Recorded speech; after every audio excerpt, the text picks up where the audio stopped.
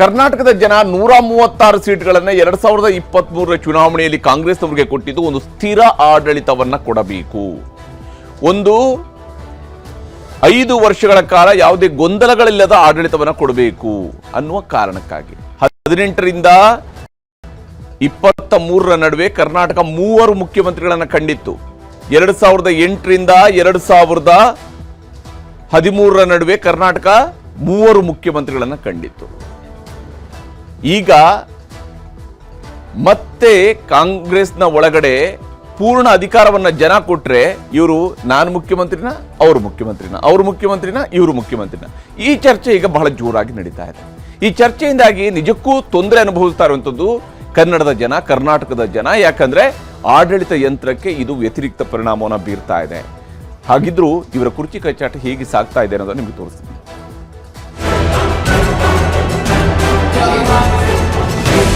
Whatever we had to say on that issue, we have already spoken. Shivakumar ಅವರು ಮುಖ್ಯಮಂತ್ರಿ ಆಗೋದಕ್ಕೆ ನಾನು ಬೆಂಬಲ ಇದೆ. ಅದೆಲ್ಲ ಆಮೇಲೆ ಮಾತಾಡೋಣ. ಈಗ ಸದ್ಯಕ್ಕೆ ರಾಜ್ಯದ ನನಗ್ಯಾರು ಶತ್ರುಗಳಿಲ್ಲ. ಮಠಾಧೀಶರು ಎಲ್ಲರೂ ಕೂಡ ಇದನ್ನೊಂದು ಅಭಿಲಾಷೆಯನ್ನ ಪಡ್ತಾ ಇದ್ದಾರೆ. ಒಳ್ಳೇದಾಗ್ತದೆ ಅಂತ ಅನ್ಕೊಂಡಿದ್ದೀನಿ, ನಂಬಿಕೆ ಇಟ್ಕೊಂಡಿದ್ದೀನಿ.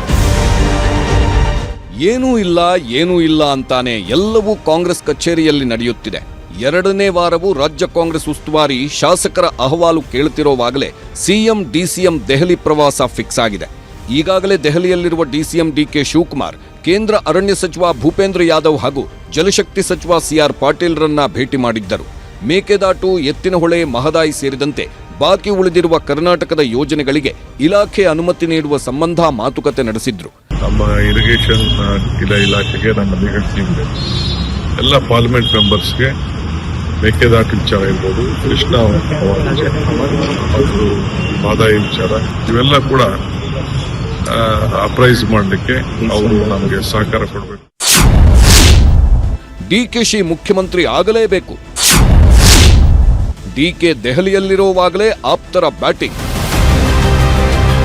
ಅತ್ತ ಕಡೆ ದೆಹಲಿಯಲ್ಲಿ ಡಿಕೆ ಇಲಾಖೆಗಳ ಕೆಲಸ ಮಾಡುತ್ತಿದ್ದಾರೆ. ಹೈಕಮಾಂಡ್ ನಾಯಕರನ್ನು ಭೇಟಿ ಮಾಡುವ ತಯಾರಿಯಲ್ಲಿದ್ದಾರೆ. ಹೀಗಿರುವಾಗಲೇ ಡಿಕೆಶಿ ಜಿಲ್ಲೆಯ 2 ಶಾಸಕರು ಡಿಕೆ ಪರ ಬ್ಯಾಟ್ ಮಾಡುತ್ತಿದ್ದಾರೆ.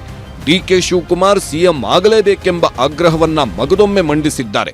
ನಾವೆಲ್ಲರೂ ಅವ್ರ ಜೊತೆಲಿದ್ದೀವಿ, ನಾನೊಬ್ಬನೇ ಅಲ್ಲ, ಸಾಕಷ್ಟು ಜನ ಶಾಸಕರು ಮುಂದಿನ ಬಹಳ ದೂರದ ಆಲೋಚನೆ ಮಾಡಿ ದೂರದೃಷ್ಟಿ ಇಟ್ಟು ಮಾತಾಡ್ತಾ ಇದ್ದಾರೆ. ಸೊ ಇವತ್ತು ಮಠಾಧೀಶರು, ಶಿವಶರಣರು ಎಲ್ಲರೂ ಕೂಡ ಇದನ್ನೊಂದು ಅಪೇಕ್ಷೆ ಪಡ್ತಾ ಇರೋ ಅಭಿಲಾಷೆಯನ್ನು ಪಡ್ತಾ ಇದ್ದಾರೆ. ಒಳ್ಳೇದಾಗ್ತದೆ ಅಂತ ಅಂದ್ಕೊಂಡಿದ್ದೀನಿ, ನಂಬಿಕೆ ಇಟ್ಕೊಂಡಿದ್ದೀನಿ. ಹೌದ್ರಿ, ನಾವು ಅದನ್ನೇ ಹೇಳ್ತಾ ಇದೀವಲ್ಲ, ನಾವು ಎಲ್ಲ ಜಿಲ್ಲೆಯ ಶಾಸಕರು ಒಗ್ಗಟ್ಟು, ಅವರು ಮುಖ್ಯಮಂತ್ರಿ ಆಗಬೇಕು ಡಿ ಕೆ ಶಿವಕುಮಾರ್. ನಮಗೇನು ಅದರ ಮೇಲೆ ಭಿನ್ನವಾದಂಥ ಅಭಿಪ್ರಾಯ ಇಲ್ಲ, ಜಿಲ್ಲೆಯ ಜನಾಭಿಪ್ರಾಯನೂ ಹಾಗೆ ಇದೆ. ನಾವು ಶಾಸಕರೆಲ್ಲ ಹೇಳ್ತಾ ಇದ್ದೀವಿ, ಅದೆಲ್ಲ ಈಗ ಹೈಕಮಾಂಡ್ ತೀರ್ಮಾನ ಮಾಡಬೇಕು. ಸಚಿವ ಸ್ಥಾನ ಕೊಟ್ಟರೆ ಬೇಡ ಅಂತಾರೆ ಸರ್. ನನಗೇನು ಬೇಡ ಅಣ್ಣ, ಮೊದಲು ಶಿವಕುಮಾರ್ ಆಗಲಿ, ನಡೀಲಿ, ಸಪೋರ್ಟ್ ಮಾಡಿ. ಡಿಕೆ ಶಿವಕುಮಾರ್ ಅಂಗಳದಲ್ಲಿ ಇದೆಲ್ಲವೂ ಆಗ್ತಿರುವಾಗಲೇ ಸಿದ್ದು ಟೀಮ್ ಕೂಡ ಆಕ್ಟಿವ್ ಆಗ್ತಿದೆ. ಸಿಎಂ ಸಿದ್ದರಾಮಯ್ಯ ಕೂಡ ನಾಳೆ ದೆಹಲಿಗೆ ಹೋಗ್ತಿದ್ದಾರೆ. ಮೈಸೂರು ದಸರಾದಲ್ಲಿ ಏರ್ ಶೋ ಆಯೋಜಿಸುವ ಸಂಬಂಧ ರಕ್ಷಣಾ ಸಚಿವ ರಾಜನಾಥ್ ಸಿಂಗ್ ಜೊತೆ ಮಾತನಾಡಲಿದ್ದಾರೆ. ರಾಹುಲ್ ಗಾಂಧಿ ಭೇಟಿಗೂ ಟೈಮ್ ಕೇಳಿದ್ದು ಪ್ರಸಕ್ತ ರಾಜ್ಯ ರಾಜಕಾರಣದ ಸಮಗ್ರ ಚರ್ಚೆ ಮಾಡಲಿದ್ದಾರೆ. ವಿಧಾನ ಪರಿಷತ್ನ 4 ನಾಮನಿರ್ದೇಶಿತ ಸ್ಥಾನಗಳ ಅಭ್ಯರ್ಥಿಗಳ ಬಗ್ಗೆ ಚರ್ಚೆ ಆಗಲಿದೆ. ಎಐಸಿಸಿ ಒಬಿಸಿ ಘಟಕಕ್ಕೆ ನೇಮಕವಾಗಿರುವ ಕಾರಣಕ್ಕೆ ಬೆಂಗಳೂರಿನ ಒಬಿಸಿ ಸಭೆಯ ರೂಪುರೇಷೆಗಳು ಅಂತಿಮಗೊಳ್ಳಲಿವೆ. ಸರ್ಕಾರದಲ್ಲಿ ಇತ್ತೀಚೆಗೆ ಎದ್ದಿರುವ ಕುರ್ಚಿ ಕಿತ್ತಾಟ, ನಾಯಕರ ನಡೆ, ಬೆಳವಣಿಗೆಗಳ ಬಗ್ಗೆಯೂ ಚರ್ಚೆ ಆಗಲಿದೆ. ಅದರೊಟ್ಟಿಗೆ ಸರ್ಕಾರದ ಬಗ್ಗೆ ಶಾಸಕರು, ಸಚಿವರು ದಿನಕ್ಕೊಂದು ಹೇಳಿಕೆಗಳನ್ನು ನೀಡುತ್ತಿದ್ದು ಅದರಿಂದ ಆಗುತ್ತಿರುವ ಗೊಂದಲಗಳಿಗೂ ಪರಿಹಾರ ಕಂಡುಕೊಳ್ಳುವ ಪ್ರಯತ್ನ ಮಾಡಲಿದ್ದಾರೆ ಸಿಎಂ. ನಾನು ಅದನ್ನು ಒಪ್ಪೋದಿಲ್ಲ. ರಂಭಾಪುರಿ ಸ್ವಾಮಿಗಳು ನಮ್ಮವರು, ಆದರೆ ನಾನು ಒಪ್ಪೋದಿಲ್ಲ ಅದನ್ನು. ಮುಖ್ಯಮಂತ್ರಿಗಳ ಕುರ್ಚಿ ಖಾಲಿ ಇಲ್ಲ, ಸಿದ್ದರಾಮಯ್ಯ ಅವರು ಮುಖ್ಯಮಂತ್ರಿ ಇದ್ದಾರೆ, ಯಾಕೆ ಸುಮ್ಮನೆ ನಮ್ಮನ್ನೆಲ್ಲ ತಿಳಿಸ್ಬಿಡ್ತೀರಾ ನೀವು? ರಾಜ್ಯ ಸರ್ಕಾರದ, ಕೇಂದ್ರ ಸರ್ಕಾರದಲ್ಲಿ ಬಹಳಷ್ಟು ಕೆಲಸಗಳಿರ್ತವೆ. ಸೊ ಬಹಳಷ್ಟು ಮಂತ್ರಿಗಳಿಗೆ ಭೇಟಿಯಾಗೋದಿತ್ತು.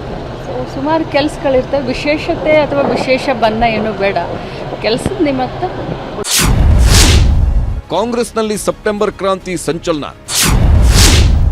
ದುರ್ಗಾ ಪರಮೇಶ್ವರಿ ದೇವರ ಮೊರೆ ಹೋದ ಪರಮೇಶ್ವರ್. ಒಂದು ಕಡೆ ಸಿಎಂ ಡಿಸಿಎಂ ದೆಹಲಿ ಪ್ರವಾಸ, ಇನ್ನೊಂದು ಕಡೆ ಸುರ್ಜೇವಾಲಾ ಮೀಟಿಂಗ್. ಆ ಹೊತ್ತಲ್ಲೇ ರಾಜಣ್ಣ ಅವರ ಸೆಪ್ಟೆಂಬರ್ ಕ್ರಾಂತಿ ಕಹಳೆ. ಇದೆಲ್ಲವೂ ಗೃಹ ಸಚಿವ ಡಾಕ್ಟರ್ ಜಿ ಪರಮೇಶ್ವರ್ ನಿದ್ದೆಗೆಡಿಸಿದೆ. ಹೀಗಾಗಿ ಉಡುಪಿ ಜಿಲ್ಲೆ ಕಾರ್ಕಳ ತಾಲೂಕಿನ ಬೆಳ್ಮಣ್ಣು ದುರ್ಗಾಪರಮೇಶ್ವರಿ ದೇಗುಲದಲ್ಲಿ ಚಂಡಿಕಾ ಯಾಗ ಮಾಡಿದ್ರು. ಪತ್ನಿ ಪರಮೇಶ್ವರಿ ಜೊತೆ ದಿನವಿಡೀ ಯಾಗದಲ್ಲಿ ಪಾಲ್ಗೊಂಡು ಆಶೀರ್ವಾದ ಪ್ರಸಾದ ಪಡೆದ್ರು. ಮನಃಶಾಂತಿ, ಕಂಟಕ ನಿವಾರಣೆ, ದೀರ್ಘಾಯುಷ್ಯಕ್ಕಾಗಿ ಪ್ರಾರ್ಥನೆ ಮಾಡಿದ್ರು. ನನಗೆ ಯಾಕೆ ಬೇಸರ? ನನಗೆ ಯಾವುದೂ ಬೇಸರ ಇಲ್ಲ. ಆ ಜವಾಬ್ದಾರಿಯಿಂದ ಕೆಲಸ ಮಾಡ್ತಾ ಇದ್ದೇನೆ. ನನಗೆ ಬೇಸರ ಆಗುವಂತ ಪ್ರಶ್ನೆ ಯಾವುದೂ ಇಲ್ಲ. ಈಗಾಗಲೇ ಮಾನ್ಯ ಮುಖ್ಯಮಂತ್ರಿಗಳು ಮೊನ್ನೆ ಅವ್ರದ್ದು ಹೇಳಿದ್ರು, 5 ವರ್ಷ ನಾನೇ ಮುಖ್ಯಮಂತ್ರಿಯಾಗಿ ರಾಜ್ಯದಲ್ಲಿ ಇರ್ತೇನೆ ಅನ್ನುವಂಥ ಮಾತನ್ನು ಹೇಳಿದ್ದಾರೆ. ಇಲ್ಲ, ನನಗ್ಯಾರು ಶತ್ರುಗಳಿಲ್ಲ. ಯಾರಾದ್ರೂ ಇದ್ರೆ ಹುಡುಕೊಡಿ. ನನಗ್ಯಾರು ಶತ್ರುಗಳಿಲ್ಲ. ಯಾರಾದ್ರೂ ಇದ್ರೆ ಹುಡುಕೊಡಿ. ಈ ಎಲ್ಲದರ ಮಧ್ಯೆಯೇ ಶಾಸಕರ ಅಹವಾಲು ಸ್ವೀಕರಿಸುತ್ತಿರುವ ರಾಜ್ಯ ಕಾಂಗ್ರೆಸ್ ಉಸ್ತುವಾರಿ ರಣದೀಪ್ ಸುರ್ಜೇವಾಲಾ ಉತ್ತರ ಕರ್ನಾಟಕ ಭಾಗದ ಶಾಸಕರೊಂದಿಗೆ ಮಾತನಾಡಿದ್ರು. ಅನುದಾನ, ಕ್ಷೇತ್ರದ ಸಮಸ್ಯೆಗಳ ಬಗ್ಗೆ ಚರ್ಚಿಸಿದ್ರು. ನಿನ್ನೆ ಬೀದರ್ ರಾಜಕಾರಣದ ಜಂಜಾಟದ ಮಧ್ಯೆಯೇ ಬಳ್ಳಾರಿ ರಾಜಕಾರಣದ್ದು ಬಿಸಿ ಬಿಸಿ ಚರ್ಚೆ ಆಯಿತು. ಸರ್ಕಾರದ ಗ್ಯಾರಂಟಿಗಳ ಬಗ್ಗೆ ಮಾತನಾಡಿದ್ದ ವಿಜಯನಗರ ಶಾಸಕ ಗವಿಯಪ್ಪ ಜೊತೆ 3 ಬಾರಿ ಸಭೆ ಮಾಡಿದ್ರು. ಅನುದಾನ ಇಲ್ಲ ಎಂಬ ಆರೋಪಗಳಿಗೆ ಪೂರಕವಾದ ದಾಖಲೆಗಳನ್ನು ಪಡೆದರು. ಗವಿಯಪ್ಪ ಬಂದು ಹೋದ್ಮೇಲೆ ಮಾಜಿ ಸಚಿವ ಬಿ ನಾಗೇಂದ್ರ ಕರೆದು ಮಾಹಿತಿ ಪಡೆದರು ಸುರ್ಜೇವಾಲಾ. ಇಂದು ಭೇಟಿಯಾದ ಬಹುತೇಕ ಶಾಸಕರು ಸಚಿವರ ಕಾರ್ಯವೈಖರಿ ಬಗ್ಗೆ ಆಕ್ಷೇಪ ಎತ್ತಿದ್ರು. ಆ ಶಾಸಕರಿಗೆ ಲಿಖಿತ ರೂಪದಲ್ಲಿ ದೂರು ನೀಡುವಂತೆ Surjewala ಸೂಚಿಸಿದ್ರು. As far as our MLAs are concerned, many MLAs can have issues and problems. I've told them to give me in writing. We are settling them one by one. ಹಾಗೆ ಸಿಎಂ ಹಾಗೂ ಡಿಸಿಎಂ ದೆಹಲಿ ಪ್ರವಾಸದ ಬಗ್ಗೆಯೂ ಸುರ್ಜೇವಾಲಾ ಮಾತನಾಡಿದ್ರು. ಇಲಾಖೆಗಳ ಕೆಲಸಗಳ ಮೇಲೆ ಹೋಗಿದ್ದಾರೆ. ಕರ್ನಾಟಕ ರಾಜ್ಯದ ಅಭಿವೃದ್ಧಿ ದೃಷ್ಟಿಯಲ್ಲಿ ದೆಹಲಿ ಭೇಟಿ ಅಂತ ಸ್ಪಷ್ಟಪಡಿಸಿದ್ರು. ಈ ಮಧ್ಯೆ ಸಿಎಂ ಡಿಸಿಎಂ ದೆಹಲಿ ಪ್ರವಾಸಕ್ಕೂ ಸುರ್ಜೇವಾಲಾ ಮೀಟಿಂಗೂ ಸೆಪ್ಟೆಂಬರ್ ಕ್ರಾಂತಿಗೂ ತಳುಕು ಹಾಕಿದ್ರು ಬಿಜೆಪಿ ನಾಯಕರು. ಕಾಂಗ್ರೆಸ್ ನಾಯಕತ್ವ ಬದಲಾವಣೆಗಾಗೇ ಎಲ್ಲವೂ ನಡೆಯುತ್ತಿದೆ ಅನ್ನೋದು ಬಿಜೆಪಿ ನಾಯಕರ ವಾದವಾಗಿತ್ತು. ಸಿದ್ದರಾಮಯ್ಯ ನೇತೃತ್ವದ ಕಾಂಗ್ರೆಸ್ ಸರ್ಕಾರ ಸಂಪೂರ್ಣವಾಗಿ ನಿಷ್ಕ್ರಿಯ ಆಗಿದೆ. ಸಿದ್ದರಾಮಯ್ಯನವರು ಆಡಳಿತದ ಮೇಲೆ ತಮ್ಮ ಹಿಡಿತವನ್ನು ಕಳೆದುಕೊಂಡಿದ್ದಾರೆ. ಆಡಳಿತ ಪಕ್ಷದ ಶಾಸಕರು ಮುಖ್ಯಮಂತ್ರಿಗಳ ಮೇಲೆ ವಿಶ್ವಾಸವನ್ನು ಕೂಡ ಕಳೆದುಕೊಂಡಿದ್ದಾರೆ. ಇದು ವಾಸ್ತವಿಕ ಸತ್ಯ. ಈಗಾಗಲೇ ಸುರ್ಜೇವಾಲಾ ಅವರು ಒಂದು ಪರೋಕ್ಷವಾಗಿ ಶಾಸಕರನ್ನ ಕನ್ವಿನ್ಸ್ ಮಾಡ್ತಕ್ಕಂಥದ್ದು ಮತ್ತು ಅವರ ಅಭಿಪ್ರಾಯವನ್ನು ಸಂಗ್ರಹ ಮಾಡ್ತಕ್ಕಂಥದ್ದು ಉದ್ದೇಶ, ಮುಖ್ಯಮಂತ್ರಿ ಬದಲಾವಣೆ ಮಾಡ್ತಕ್ಕಂಥದ್ದು ಉದ್ದೇಶ. ಹೀಗೆ ರಾಜ್ಯದಲ್ಲಿ ಸಿಎಂ ಕುರ್ಚಿಯ ಸುತ್ತಲೇ ರಾಜಕೀಯ ಚರ್ಚೆಯಂತೂ ಸದ್ಯಕ್ಕೆ ಮುಗಿಯುವ ಲಕ್ಷಣ ಕಾಣ್ತಿಲ್ಲ. ಇದಕ್ಕೆಲ್ಲ ಫುಲ್ ಸ್ಟಾಪ್ ಹಾಕಬೇಕಿದ್ದ ಕಾಂಗ್ರೆಸ್ ಹೈಕಮಾಂಡ್ ಕೂಡ ಮಾತಾಡೋರೆಲ್ಲ ಮಾತಾಡ್ತಾ ಇರಲಿ ಎಂಬಂತೆ ಸುಮ್ಮನೆ ಕುಳಿತಿದೆ. ಆದಷ್ಟು ಬೇಗ ಸಿಎಂ ಮುಂದುವರಿಕೆ ಅಥವಾ ಬದಲಾವಣೆ ಎರಡರಲ್ಲಿ ಒಂದು ತೀರ್ಮಾನವನ್ನ ಕಾಂಗ್ರೆಸ್ ಹೈಕಮಾಂಡ್ ಸ್ಪಷ್ಟಪಡಿಸದೇ ಇದ್ರೆ ಈಗಿನ ರಾಜಕೀಯ ಗೊಂದಲ ಕರ್ನಾಟಕದ ಆಡಳಿತದ ಮೇಲೆ ವ್ಯತಿರಿಕ್ತ ಪರಿಣಾಮ ಬೀರೋದ್ರಲ್ಲಿ ಅನುಮಾನವೇ ಇಲ್ಲ.